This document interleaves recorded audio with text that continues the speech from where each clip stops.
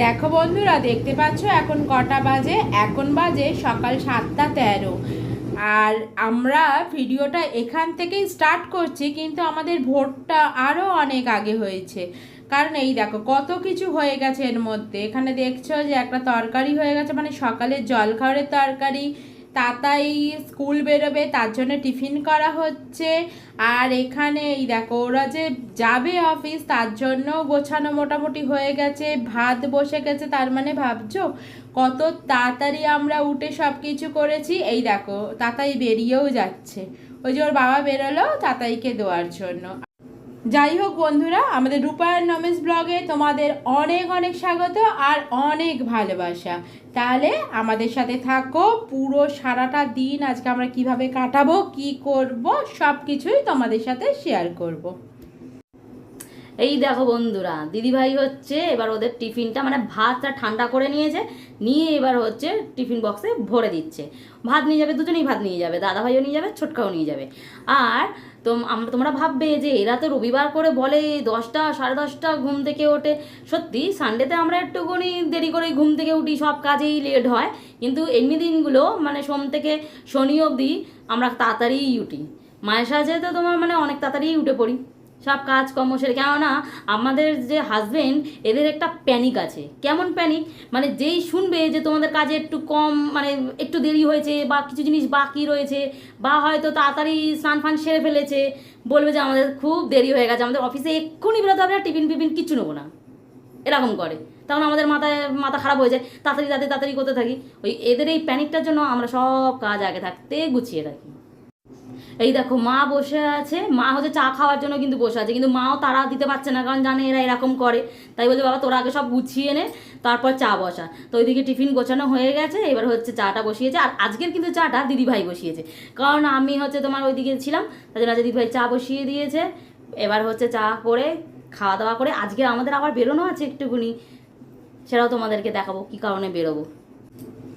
বন্ধুরা, তাড়াহুড়ো করে অনেক কাজ করেছি, এবার একটু বসে ধীরে সুস্থে চাটা একটু গল্প করতে করতে খাই। তারপরে চাটা খেয়ে তো আবার কাজ আছে, কারণ দুপুরে রান্না বান্না করতে হবে। তারপরে একটু বেরোনোর আছে, নমি যেরকম বললো, মানে আবার তাড়াতাড়িকে আনতে যাওয়ার আছে, মানে অনেকগুলো হাতে কাজ আছে। তাই ঝপাঝপ এরপরে রান্নাটা সারবো, স্নান ফান করবো, করে আবার আমরা বাইরে বেরোলে যেরকম ভালো হয়ে যায় সেরকমই একটু ভালো হয়ে যাব। তবে বন্ধুরা, আমরা নর্মালি কিন্তু এই দিনগুলোতে বেরোই না, মানে যেদিনকে মাছ মাংস করার থাকে সেরকম দিনগুলোতে আমরা বেরোই না, কারণ সেই দিনগুলোতে কিন্তু রান্নার একটু হ্যাপা থাকে। আর যেদিনকে নিরামিষ থাকে সেই দিনগুলোতে কিন্তু আমরা বেরোই, মানে শনিবার মঙ্গলবার। এবার আগের দিনের ব্লগ যারা দেখেছো তারা ভাববে হয়তো এই তো সেদিনকে বললো যে এই নিরামিষের কত ঝামেলা, আবার এই কথা বলছে কেন। আসলে কথাটার মানে কিন্তু আলাদা, দুটো কথার মানে। নিরামিষ দিন আমরা কি দিয়ে খাবার দেবো সেটার চিন্তা থাকে, রান্নার চিন্তা থাকে না। আর আজকের দিনে রান্নার একটু ঝামেলা থাকে, মানে মাছ ধোও বা মাংস ধোও, সেগুলোকে আবার পেঁয়াজ রসুন কাটো, সেগুলো দিয়ে রান্না করো, এই রকম একটা ঝামেলা থাকে।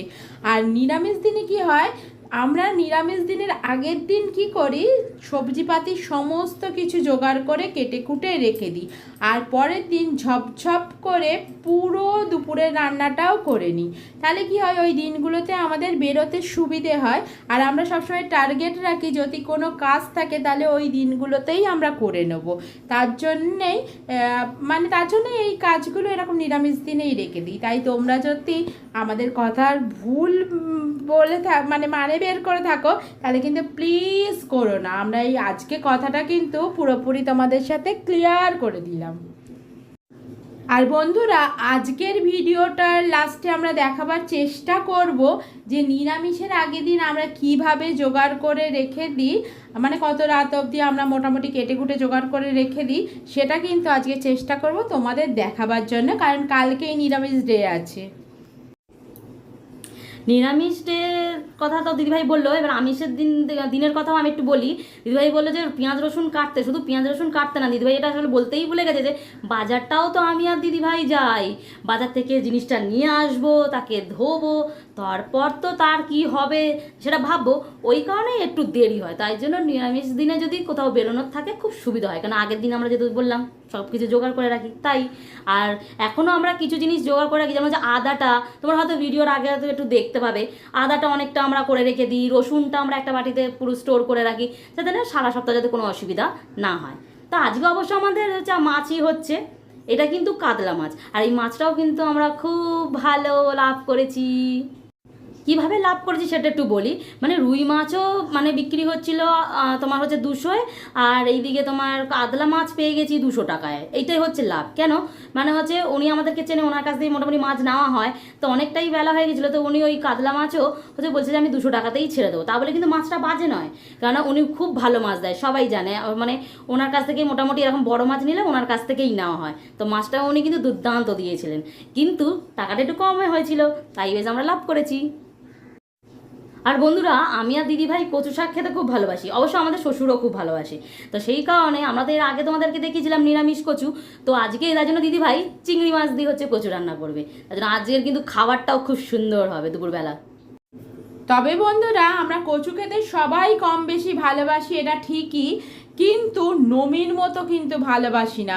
ওকে কিন্তু যদি কচুটা সেদ্ধ করে নুন দিয়ে দিয়ে দাও তাহলেও কিন্তু খেয়ে নেবে, মানে তুমি যদি বিরিয়ানি দাও না, বা বিরিয়ানি ছেড়েও ভাববে যে কচু শাক খাই বা কচুর কোনো কিছু খাই, এরকম মানে কচু লাভার। এই দেখো বন্ধুরা, দেখতে পেলে কচুটা রান্না হলো চিংড়ি মাছ দিয়ে। আগের দিন আমরা রেসিপিটা দিয়েই দিয়েছিলাম, শুধু চিংড়ি মাছটা অ্যাড করেছি। আর আজকে দুপুরের মেনুটা তোমাদের দেখিয়ে দিই। এখানে কাতলা মাছ দিয়ে আলু দিয়ে ঝোল হয়েছে, আর ডাল করা হয়েছে, আর এখানে চিংড়ি মাছ দিয়ে কচু শাক করা হয়েছে। ডালটা করা হয়েছে মানে মা তো খেতে চায় না অনেক কিছু, তার জন্য মায়ের জন্য ডাল করা হয়। আর তাহলে চলো আজকে বেরিয়ে পড়ি, আমরা যে কাজের জন্য বেরোচ্ছি সেই কাজে। হ্যাঁ, আজকে বেরোনোর উদ্দেশ্যটা হচ্ছে তাতায়ের পিটি ক্লাসের প্যান্টের চেনটা ছিঁড়ে গেছে, আর এমন টাইমে ছিঁড়েছে যখন ও স্কুলে বেরোবে ঠিক সেই সময়। বেচারা স্কুল থেকে ফিরেও চলে এসেছে, কেন দেরি হয়ে গেছে, গেট বন্ধ হয়ে গেছে, সেই নিয়ে তো মানে আমাদের ছেলেটার পুরো একদম মন খারাপ হয়ে কী অবস্থা।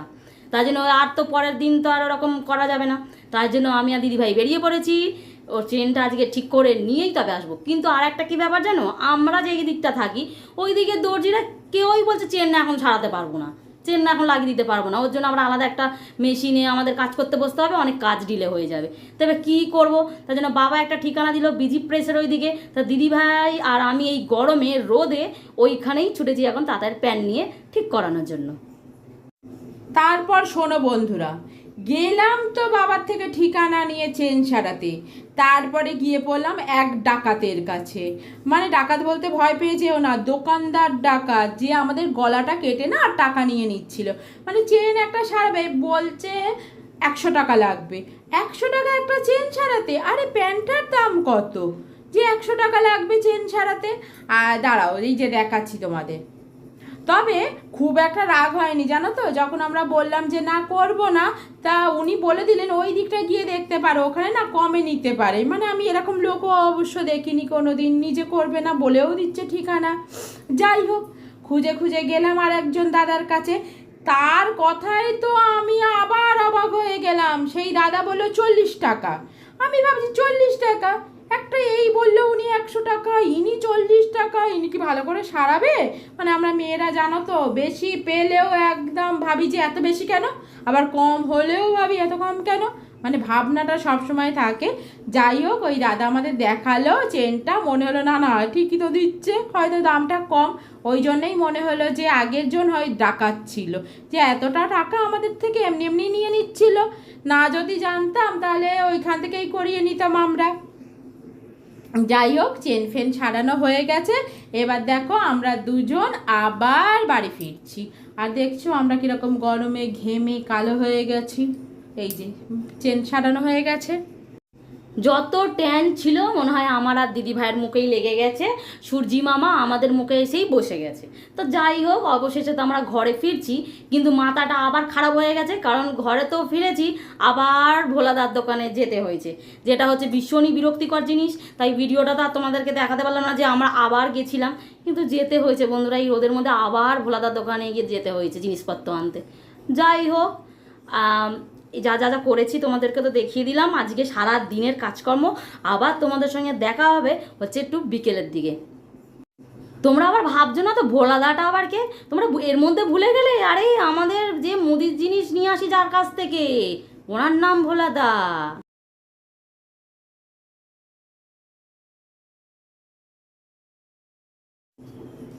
বন্ধুরা, আর বিকেলে তোমাদের সাথে দেখা করতে আসা হয়নি। যাই হোক, অনেকটাই দেরি হয়ে গেছে, তাই রাতের রান্না দিয়েই আবার তোমাদের কাছে ফিরে এলাম। এই দেখো, আজকে সবাই রাতে ভাত খাবে না, সবাই বলছে ভাতের জায়গায় নয় পরোটা নয় রুটি খাবে। তার জন্য এখানে ছোলার ডাল করেছি, আর এখানে আলু চচ্চড়ি করছি। মানে এ দেখো, নমি পরোটা বেলতে বসেছে, মানে তরকারিটা হয়ে গেলেই পরোটাগুলো সেঁকে দেবো, আমরা সবাই খাওয়া দাওয়াটা করে নেব। তারপরেও কিন্তু শুতে যাওয়ার নেই বন্ধুরা, তারপরেও কালকের জন্য কাজ আছে। যেরকম তোমাদের বলেছিলাম নিরামিষের আগের দিন আমরা কিভাবে গুছিয়ে রাখি তোমাদের সাথে আজকে শেয়ার করব, তাই আজকে সত্যিই তোমাদের সাথে সেগুলো শেয়ার করব। তাহলে সঙ্গে থাকো আমাদের।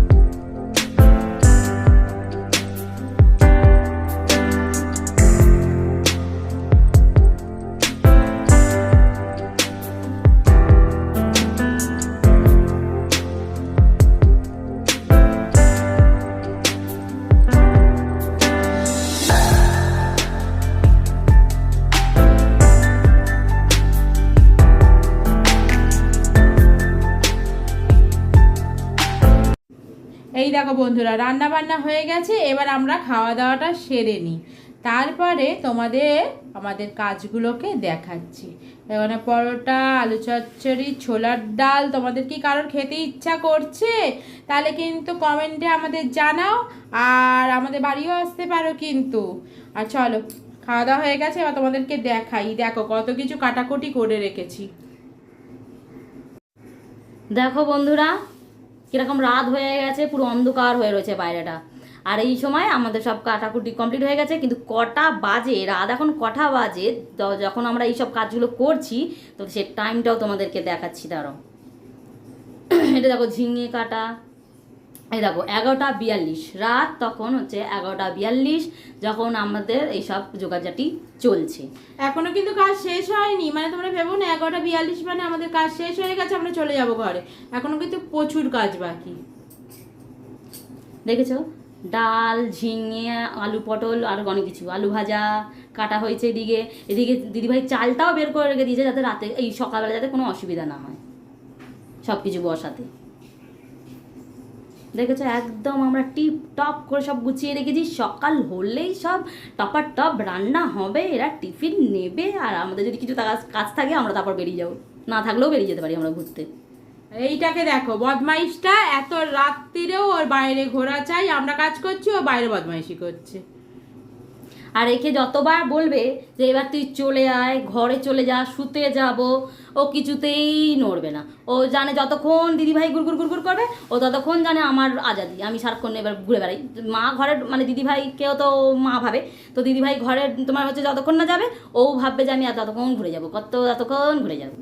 তাহলে যাই হোক বন্ধুরা, ভিডিওটা ভালো লাগলে অবশ্যই লাইক কমেন্ট শেয়ার করো আর সাবস্ক্রাইব করে আমাদের পরিবারের সদস্য হয়ে যাও। আর এরপরে দেখা হবে নেক্সট একটা ভিডিওতে তোমাদের সাথে। তাহলে আজকে টাটা। টাটা।